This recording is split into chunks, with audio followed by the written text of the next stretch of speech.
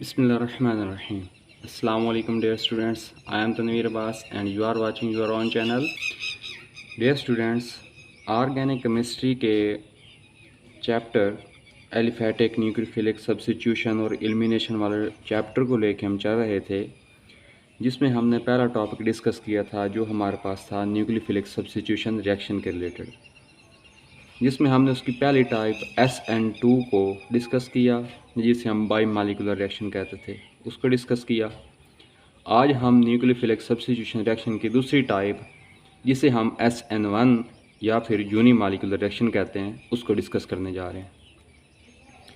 Dear students, ये हमारा reaction SN1 या यूनी मालिकुलर रिएक्शन SN2 के साथ रिजेम्बलेंस ही करता है, बस थोड़ा बहुत इसमें डिफरेंस है।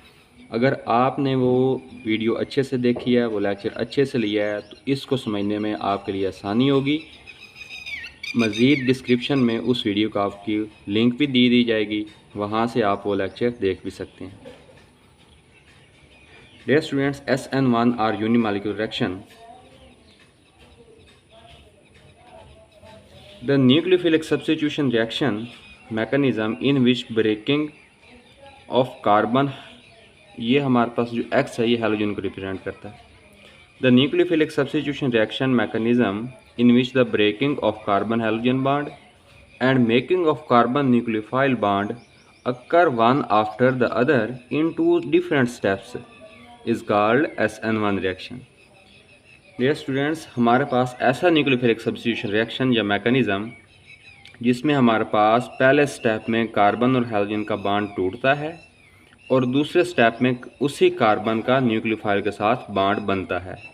इस रिएक्शन को हम SN1 रिएक्शन कहते हैं। SN2 में क्या था कि ये वाला रिएक्शन कार्बन बॉन्ड की ब्रेकिंग और बॉन्ड की मेकिंग सिंगल स्टेप में हो रही थी। यहाँ पे कौन से स्टेप्स में हो रही है? टू डिफरेंट स्टेप्स में। बेसिक फ़र्क इसका यही है। नेक्स्ट इसकी एग्जांपल लेते हैं। एग्जांपल हमारे पास क्या है?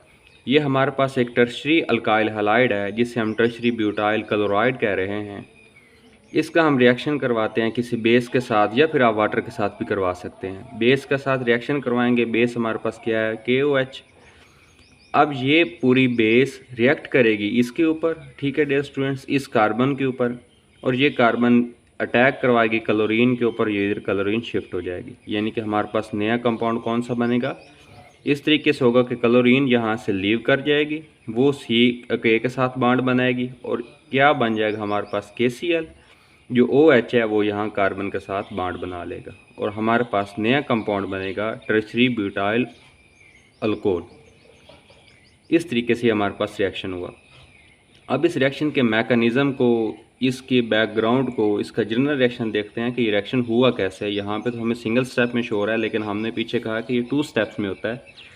तो इसके प्रॉपर मैकेनिज़्म को देखते हैं कि ये रिएक्शन कैसे 2 स्टेप्स में परफॉर्म होता है। मैकेनिज़्म और जनरल रिएक्शन, हमारे पास स्टेप 1 है। स्टेप 1 हमारे पास क्या है कि उसमें आयोनाइजेशन होती है। जो हमारे पास मॉलिक्यूल दिया गया होता है उसकी हम आयोनाइजेशन करते हैं। नेक्स्ट स्टेप में हम न्यूक्लियोफाइल का उसके ऊपर अटैक करवाते हैं। स्टेप 1 में हमारे पास क्या है कि हमें टर्शरी ब्यूटाइल क्लोराइड दिया गया है जो कि टर्शरी अल्काइल हैलाइड है, ये दिया गया है। अब देखें डियर स्टूडेंट्स, ये हमारे पास जो क्या है, ये टर्शरी अल्काइल हैलाइड है। इसमें हाइड्रोलिटिक फिशन होगी। किस तरीके से? हाइड्रोलिटिक फिशन का मतलब है कि इसके साथ ये जो हैलोजन लगा हुआ है ये सारा यहाँ से टूट जाएगा, यहाँ से क्या हो जाएगा? अलग हो जाएगा। इसे हम कहते हैं हाइड्रोलिटिक फिशन। और नेक्स्ट हमारे पास क्या है? हमने सॉल्वेंट लेना है, पोलर सॉल्वेंट होना चाहिए, और ये रिएक्शन हमारे पास क्या होगा? स्लो होगा। स्लो होगा हमारे पास रिएक्शन, और इसी वजह से इसे हम रेट डिटरमाइनिंग स्टेप भी कहते हैं। जो स्टेप हमारे पास स्लो होता है रिएक्शन में, वही हमारे पास उसका रेट डिटरमाइनिंग स्टेप होता है। अच्छा, तो यहाँ पे हाइड्रोलिटिक फिशन हुई। हाइड्रोलिटिक फिशन होने की वजह से ये यहाँ से टूट गया, पीछे हमारे पास 3 मिथाइल ग्रुप इसके साथ बच गया। ठीक है डियर स्टूडेंट्स, अब कार्बन पे उसकी वैलेंसी कितनी होनी चाहिए? 4। उसको 4 बॉन्ड बनाने चाहिए, लेकिन एक बॉन्ड टूटा है तो इस पे कौन सा चार्ज आएगा? प्लस चार्ज आ जाएगा। प्लस चार्ज, इसके सेंटर पे प्लस चार्ज, एक ऊपर मिथाइल ग्रुप, एक नीचे, एक इस साइड पे। इस तरीके से हमारे पास एक नया कंपाउंड बनेगा, इसे हम कहेंगे कार्बोकैटाइन। 3 इसके साथ मिथाइल ग्रुप हैं तो इसको हम कह रहे हैं टर्शरी कार्बोकैटाइन। ठीक है डियर स्टूडेंट्स, से क्लोरीन लीव कर जाएगा, क्लोरीन यहाँ पे अलग आ जाएगा हमारे पास। अच्छा डियर स्टूडेंट्स, इस रिएक्शन को थोड़ा सा समझना है, जो हमारे पास स्टेप 1 है, स्टेप 1 को थोड़ा सा समझना है। डियर स्टूडेंट्स, अब देखें हमने यहाँ से करवानी है हाइड्रोलाइटिक फिशन। जब हाइड्रोलाइटिक फिशन करवानी है तो यहाँ पे हमें एनर्जी रिक्वायर्ड है। ये जो पोलर सॉल्वेंट है, जब इसको इसमें ऐड करते हैं तो उससे हाइड्रोलाइटिक फिशन होती है। ये यहाँ से हमें यहाँ पे एनर्जी हमें रिक्वायर्ड है।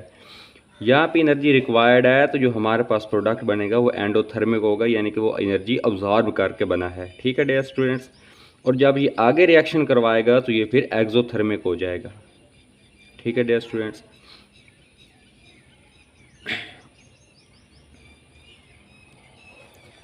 नेक्स्ट हमारे पास स्टेप 2 है, जिसे हम न्यूक्लियोफिलिक अटैक कह रहे हैं। अब जो हमारे पास कार्बोकैटाइन बना है, ये कार्बोकैटाइन आएगा हमारे पास यहाँ आगे। नेक्स्ट इस कार्बोकैटाइन के ऊपर हमारे पास न्यूक्लियोफाइल आया। न्यूक्लियोफाइल हमने कौन सा लिया? Hydroxyl group. वो आएगा इस कार्बन पे करेगा अटैक। इस कार्बन पे अटैक करके हमारे पास इसके साथ इसकी वैलेंसी पूरी करने के लिए इसका चौथा बॉन्ड इसके साथ बना लेगा और ये रिएक्शन हमारे पास बहुत फास्ट होगा और ये हमारे पास फाइनल प्रोडक्ट आ जाएगा। डियर स्टूडेंट्स, अब नो डाउट माइंड में क्वेश्चन पॉप अप होता है कि ये 2 स्टेप्स में क्यों है? डायरेक्ट एक ही स्टेप में जैसे SN2 में हुआ था, ये हाइड्रोक्सिल ग्रुप इस पे अटैक करवाता और ये कार्बन इस पे अटैक करवाती, सेंट्रल कार्बन इस पे अटैक करवाती और ये यहाँ से निकल जाता, तो सिंपल हमारे पास प्रोडक्ट बन जाता। लेकिन 2 स्टेप में क्यों है? हमें इसकी आयोनाइजेशन क्यों करनी पड़ी है? हाइड्रोलाइटिक फिशन पहले क्यों ही है? यस डियर स्टूडेंट्स, ये क्वेश्चन बहुत इंपॉर्टेंट है और नो डाउट यही इसी टॉपिक का हमारे पास एक गिस्ट है, इसका खुलासा है, इसका निचोड़ है। देखें किस तरीके से ये जो हमारे पास कार्बन है, ये हमारे पास एक टर्शरी ग्रुप है, टर्शरी कंपाउंड है। ठीक है, जिसमें हमारे पास ये टर्शरी अल्काइल हैलाइड इसे हम कह रहे हैं। ठीक है डियर स्टूडेंट्स, अब इसमें देखें हमारे पास 3 हमारे पास लगे हुए हैं मिथाइल ग्रुप। 3 मिथाइल ग्रुप हैं, तो ये हमारे पास बल्कि ग्रुप हैं जिनका साइज़ बड़ा है। वहाँ पे हमारे पास SN2 में हमारे पास कार्बन के साथ हाइड्रोजन लगे हुए थे। यहाँ पे हमारे पास ग्रुप लगे हुए हैं, 3 मिथाइल ग्रुप हैं, इसका साइज़ हमारे पास बहुत ज़्यादा है। ये बल्कि ग्रुप है। बल्कि ग्रुप होने की वजह से ये हाइड्रोक्सिल ग्रुप इनके ऊपर अटैक नहीं कर सकता डायरेक्टली, क्योंकि इनका साइज़ बहुत ज़्यादा है। स्टीरिक हिंड्रेंस होती है। स्टीरिक हिंड्रेंस होने की वजह से ये डायरेक्ट हाइड्रोक्सिल ग्रुप इस कार्बन पे अटैक नहीं करता। ठीक है डियर स्टूडेंट्स, अब इस कार्बन पे हमारे पास क्या आ जाता है? पॉजिटिव चार्ज आ जाता है। जब ये यहाँ से लीव करता है, हाइड्रोलाइटिक फिशन होती है, फिर यहाँ पे ऊपर आके हमारे पास हाइड्रोक्सिल ग्रुप अटैक करता है। मेन वजह हमारे पास क्या है कि इन बल्कि ग्रुप की वजह से इस कार्बन पे स्टीरिक हिंड्रेंस है। स्टीरिक हिंड्रेंस की वजह से हमारे पास जो हाइड्रोक्सिल ग्रुप है वो डायरेक्टली इस पर अफेक्ट नहीं कर पाता, डायरेक्टली अटैक नहीं कर पाता। डियर स्टूडेंट्स, इसकी हाइब्रिडाइजेशन sp3 है। ये जो हमारे पास कार्बोकैटाइन बना है, ये जो इसको हम इंटरमीडिएट भी कहते हैं, इसकी हाइब्रिडाइजेशन हमारे पास sp2 है। ये ट्राई एंगुलर प्लेनर फॉर्म में है। नेक्स्ट हमारे पास जो प्रोडक्ट आता है उसकी हाइब्रिडाइजेशन हमारे पास फिर क्या हो जाती है? sp3 हो जाती है। नेक्स्ट चलते हैं, नेक्स्ट इसकी करैक्टरिस्टिक्स, इसकी प्रॉपर्टीज़ वगैरह वो देखेंगे। नेक्स्ट हमारे पास इसकी प्रॉपर्टीज़ या फैक्टर हैं। तो पहले ही हमारे पास प्रॉपर्टी या फैक्टर इसका क्या है? Chain in hybridization. The hybridization in both 2 steps is as follow. दोनों स्टेप में इसकी हाइब्रिडाइजेशन कैसे होगी कि जो शुरू हमारे पास पहला मालिक्यूल था उसकी हाइब्रिडाइजेशन हमारे पास कितनी थी? जहाँ पे जिसकी हमारे पास हाइड्रोलाइटिक फिशन हुई है उसकी sp3 थी। फिर हमारे पास जो कार्बोकैटाइन बना है जो कि हमारे पास इंटरमीडिएट है, जो कि एक ट्राई एंगुलर प्लेनर है, उसकी हाइब्रिडाइजेशन हमारे पास 2 है। और एंड पे जो हमारे पास प्रोडक्ट बना है उसकी हाइब्रिडाइजेशन फिर sp3 है। नेक्स्ट है हमारे पास डायरेक्शन ऑफ अटैक, यानी कि जो न्यूक्लियोफाइल अटैक करता है उसकी डायरेक्शन क्या होती है, किस साइड से वो अटैक करता है। जैसे कि SN2 मैकेनिज़्म में था कि जो हमारे पास न्यूक्लियोफाइल है वो ज़्यादातर बैक साइड से अटैक करता है। फ्रंट साइड से भी अटैक कर सकता है लेकिन नहीं, वहाँ से नहीं कर पाता। ज़्यादातर वो अटैक कहाँ से करता है? बैक साइड से करता है। अब इसकी देखते हैं कि इसमें जो न्यूक्लियोफाइल है वो कार्बोकैटाइन के ऊपर जो इंटरमीडिएट है उसके ऊपर किस साइड से अटैक करता है। Direction of attack during step 1 and intermediate is form. हमारे पास क्या होता है जब स्टेप 1 होता है तो उसमें क्या बनता है? इंटरमीडिएट बनता है।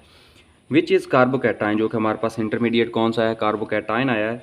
विच इज़ प्लेनर, जो कि हमारे पास एक ट्राइगोनल प्लेनर शेप में है, उसके हमने ये बता दिया। ये हमारे पास कार्बोकैटाइन आ गया, ये ट्राइगोनल प्लेनर है विद sp2 हाइब्रिडाइजेशन। ठीक है डियर स्टूडेंट्स, अब इसमें 2 पॉसिबिलिटीज़ हैं कि हाइड्रोक्सिल ग्रुप इस साइड से भी इस पर अटैक कर सकता है और हाइड्रोक्सिल ग्रुप इस साइड से भी इस पर अटैक कर सकता है, यानी कि फ्रंट साइड से भी अटैक कर सकता है और बैक साइड से भी अटैक कर सकता है।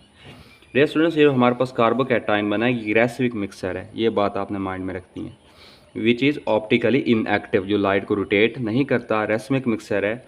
रेसिमिक मिक्सचर वो होता है जिसमें उसके इनेंशियोमर जो होते हैं हमारे पास, उसकी 50-50% पॉसिबिलिटी होती है, यानी कि R एंड S उसके इनेंशियोमर 50-50% उसमें प्रेजेंट होते हैं, वो हमारे पास रेसिमिक मिक्सचर होता है।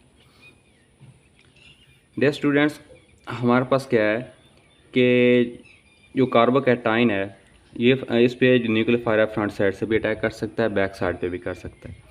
लेट्स सपोज अगर करे वो बैक साइड से अटैक, यानी कि इस साइड से अटैक कर रहा है, तो हमारे पास प्रोडक्ट क्या आता है कि ये जो हमारे पास तीनों मिथाइल ग्रुप हैं वो एक साइड पे हो जाएंगे और साथ में हाइड्रोक्सिल ग्रुप लग जाएगा। ठीक है डियर स्टूडेंट्स, ये हो गया उसका बैक साइड से अटैक। अगर करे वो फ्रंट साइड से अटैक, फ्रंट साइड से अटैक करे तो फिर हमारे पास क्या आता है कि ये तीनों मिथाइल ग्रुप एक साइड पे हो जाएंगे और हाइड्रोक्सिल ग्रुप आप फिर यहाँ पे लग जाएगा, यानी कि 50% हमारे पास ये चांसेस हैं और 50% हमारे पास ये चांसेस हैं।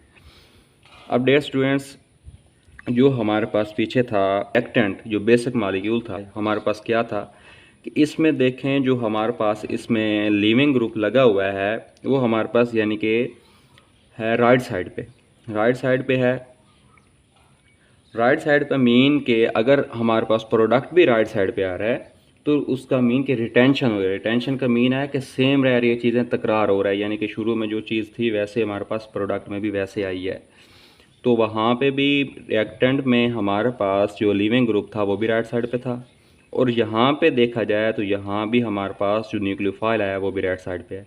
तो ये इसमें क्या हुई है, इसको हम कहेंगे ये रिटेंशन है। और अगर इसको देखा जाए दूसरे फॉर्म में कि वहाँ पे लीविंग ग्रुप राइट साइड पे था, यहाँ पे जो हमारे पास न्यूक्लियोफाइल आया वो लेफ़्ट साइड पे अटैच हुआ है। या राइट साइड पे हमारे पास क्या है, मिथाइल ग्रुप है, और लेफ़्ट साइड पे हमारे पास क्या आया है, न्यूक्लियोफाइल आके अटैच हुआ है। तो इट्स मीन कि ये इन्वर्ट हुआ है, 50% यहाँ पे रिटेंशन हो रही है और 50% यहाँ पे इन्वर्जन हो रही है, ये उल्ट काम हो रहा है। ठीक है डियर स्टूडेंट्स, नेक्स्ट है it allows the nucleophile to attack on it from both direction with equal ease, यानी कि दोनों साइड से ये क्या करता है, कार्बोकैटाइन के न्यूक्लियोफाइल को इक्वल ईज के साथ अटैक करने की इजाज़त देता है। आई होप कि यहाँ तक आपको समझ आ गई होगी। नेक्स्ट हम इसकी देखते हैं configuration. Configuration of products, number 1 है इन्वर्जन ऑफ कन्फिग्रेशन 50%, यानी कि इन्वर्जन किया हुई है, हमारे पास वही कंपाउंड 50% प्रेजेंट है। नेक्स्ट है हमारे पास रिटेंशन ऑफ कन्फिग्रेशन, रिटेंशन भी क्या है 50% है, यानी कि इन्वर्जन का मतलब यानी कि उल्टा है, 50% जो हमारे पास रिएक्टेंट है उसके उल्टा है और 50% उस रिएक्टेंट के इक्वल है। डियर स्टूडेंट्स, नेक्स्ट है हमारे पास मॉलिक्यूलरिटी। मॉलिक्यूलरिटी क्या होती है, the number of the molecules taking part in the rate determining step, यानी कि जो भी हमारे पास रिएक्शन है जो उसका स्लो स्टेप है which is rate determining step, उसमें जितने मॉलिक्यूल टेक पार्ट कर रहे हैं वो उस मॉलिक्यूल की मॉलिक्यूलरिटी होगी। Since only one molecule involve in rate determining step, क्योंकि आप देखें SN1 में हमारे पास रेट डिटरमाइनिंग स्टेप में सिर्फ एक ही मॉलिक्यूल टेक पार्ट कर रहा है जो आगे इंटरमीडिएट बनाता है, तो इस वजह से इसकी मॉलिक्यूलरिटी 1 होगी। मॉलिक्यूलरिटी 1 होने की वजह से इसको हम SN1 सब्स्टिट्यूशन कहते हैं या फिर इसको हम यूनी मॉलिक्यूलर कहते हैं। ठीक है डियर स्टूडेंट्स, इसको हम फिर यूनी मॉलिक्यूलर कहते हैं क्योंकि एक ही मॉलिक्यूल टेक पार्ट कर रहा है। नेक्स्ट है इसकी हमारे पास काइनेटिक एविडेंस। काइनेटिक एविडेंस में हम रिएक्शन का रेट वगैरह ऑर्डर लिखते हैं। In this the rate of the reaction depends upon the concentration of alkyl halides. इसमें देखें डियर स्टूडेंट्स, जो हमारे पास SN2 था उसमें रेट ऑफ रिएक्शन किस चीज़ पे डिपेंड कर रहा था, उसकी अल्काइल हैलाइड की कंसनट्रेशन पे भी रिएक्टेंट उस अल्काइल हैलाइड की कंसनट्रेशन पे, और साथ में कंसनट्रेशन थी न्यूक्लियोफाइल की, इन दोनों की कंसनट्रेशन पे SN2 में डिपेंड कर रहा था। लेकिन जो हमारे पास यहाँ पे है सिर्फ एक ही मालिक्यूल ने टेक पार्ट किया, वो मालिक्यूल हमारे पास कौन सा था, अल्काइल हैलाइड था, जिसने आगे कार्बोकैटाइन बनाया। तो एक ही मालिक्यूल टेक पार्ट कर रहा है तो रिएक्शन का रेट भी उसी एक ही मालिक्यूल की कंसंट्रेशन पे डिपेंड करेगा। वही एक मालिक्यूल हमारे पास क्या है, अल्काइल हैलाइड है। It means rate change by changing the concentration of alkyl halide. अगर वो अल्काइल हैलाइड की कंसंट्रेशन पे रेट डिपेंड कर रहा है तो जैसे ही हम कंसंट्रेशन अल्काइल हैलाइड की इंक्रीज़ या डिक्रीज़ करेंगे, रिएक्शन का रेट भी हमारे पास रिस्पेक्टिवली इंक्रीज़ या डिक्रीज़ हो जाएगा। नेक्स्ट है it does not depend upon the concentration of nucleophile. या न्यूक्लियोफाइल के कंसंट्रेशन पे डिपेंड नहीं करता, क्योंकि न्यूक्लियोफाइल हमारे पास स्टेप 2 में आके अटैक करता है, स्टेप 1 में जस्ट हमारे पास अल्काइल हैलाइड टेक पार्ट करता है। तो रेट हमारे पास क्या हो जाएगा, rate is equal to K into concentration of alkyl halide. Alkyl halide की कंसंट्रेशन पे डिपेंड कर रहा है। अब देखें अल्काइल हैलाइड कितने मोल है, 1, तो यहाँ पे ऑर्डर इसका क्या हो जाएगा 1। इस वजह से हम इसको फास्ट ऑर्डर रिएक्शन भी कहते हैं। नेक्स्ट है हमारे पास nature of alkyl halide. Tertiary alkyl halides and secondary alkyl halides give SN1 reaction. जो हमारे पास टर्शियरी अल्काइल हैलाइड हैं या सेकेंडरी अल्काइल हैलाइड हैं वही हमें SN1 रिएक्शन देते हैं। प्राइमरी अल्काइल हैलाइड हमें SN1 रिएक्शन नहीं देते, ये बात आपने माइंड में रखनी है। नेक्स्ट है हमारे पास इफेक्ट ऑफ लिविंग ग्रुप। अब जो ग्रुप वहाँ से लीव कर रहा है यानी कि जो हमारे पास हैलोजन वहाँ से लीव कर रहा है उसका इफेक्ट क्या होगा। With good leaving group the SN1 reaction speed up, यानी कि जितना जल्दी वहाँ से हमारे पास लिविंग ग्रुप लीव कर जाएगा हमारा रिएक्शन उतना जल्दी फास्ट होगा। वहाँ पे हमें इसकी हाइड्रोलाइटिक फिशन करवाना जल्दी हो जाएगी, यानी कि हाइड्रोलाइटिक फिशन जल्दी होगी तो हमारा रिएक्शन जल्दी कंप्लीट हो जाएगा। ठीक है डियर स्टूडेंट्स। नेक्स्ट हमारे पास इसको सॉल्वेंट इफेक्ट। सॉल्वेंट अब कैसे है कि उसमें सॉल्वेंट हम लें तो उसका इफेक्ट क्या होगा। Some time in an SN1 reaction the solvent acts as a nucleophile. Solvent किसके तौर पे इफेक्ट करता है, न्यूक्लियोफाइल के। जैसे कि हमने SN2 में लिया था सॉल्वेंट न्यूक्लियोफाइल के तौर पे अटैक करा तो हमारे पास ऑर्डर क्या आया था, सूडो फर्स्ट ऑर्डर बना था, ऑर्डर 1 आया था। This is called solvolysis reaction. इसको हम क्या कहते हैं, सॉल्वोलाइसिस रिएक्शन कहते हैं, क्योंकि सॉल्वेंट एक पार्ट कर रहा है। स्टूडेंट्स नेक्स्ट है हमारे पास इसका एनर्जी ग्राफ। एनर्जी ग्राफ देख लेते हैं कि यहाँ पे हमारे पास एक्स एक्सिस पे अगेंस्ट हमारे पास एनर्जी है और वाई एक्सिस पे अगेंस्ट हमारे पास क्या रिएक्शन कोऑर्डिनेट है। ऐसा हमारा रिएक्शन हुआ है। इसमें देखें आप डियर स्टूडेंट्स दो ट्रांजिशन स्टेट बनती हैं, क्योंकि दो स्टेप हो रहे हैं, हर स्टेप में एक ट्रांजिशन स्टेट होती है। यहाँ पे रिप्रेजेंट नहीं की गई, लेकिन यहाँ पे हमने इंटरमीडिएट को रिप्रेजेंट किया। ट्रांजिशन स्टेट बहुत छोटी होती है और इंटरमीडिएट थोड़ा सा बड़ा होता है, ये आप समझ लें। यानी कि ये बहुत ज़्यादा अनस्टेबल है और ये थोड़ा उससे अनस्टेबल, यानी कि कंपैरेटिवली क्या है, इंटरमीडिएट ट्रांजिशन स्टेट से थोड़ा सा स्टेबल है और ये बहुत ज़्यादा अनस्टेबल है। होता तो ये भी अनस्टेबल है लेकिन कंपैरेटिवली ट्रांजिशन स्टेट बहुत ज़्यादा अनस्टेबल होती है। ये एक ट्रांजिशन स्टेट बनी, उसके बाद हमारे पास आया है इंटरमीडिएट और नेक्स्ट हमारे पास ट्रांजिशन स्टेट दूसरी बनी। अब देखें डियर स्टूडेंट्स, जो ट्रांजिशन स्टेट 1 बनी है इंटरमीडिएट से पहले, उसकी एनर्जी बहुत ज़्यादा है, यानी कि ये हमारे पास एंडोथर्मिक है। ठीक है डियर स्टूडेंट्स। नेक्स्ट हमारे पास इंटरमीडिएट बन रहा है, इंटरमीडिएट के बाद दूसरी ट्रांजिशन स्टेट बनती है, उसकी एनर्जी कम है, यानी कि यहाँ पे एक्सोथर्मिक है, यहाँ पे एनर्जी निकल रही है और फाइनल हमारे पास प्रोडक्ट आएगा। डियर स्टूडेंट्स आई होप कि इस टॉपिक की आपको अच्छे से समझ आ गई होगी। आज का हमारा ये न्यूक्लियोफिलिक सब्स्टिट्यूशन रिएक्शन का टॉपिक कंप्लीट हुआ, जिसमें हमने 1 बाय 1 पहले पार्ट में SN2 और दूसरे पार्ट में अब इसमें हमने SN1 या यूनिमॉलिक्यूलर रिएक्शन को डिस्कस किया।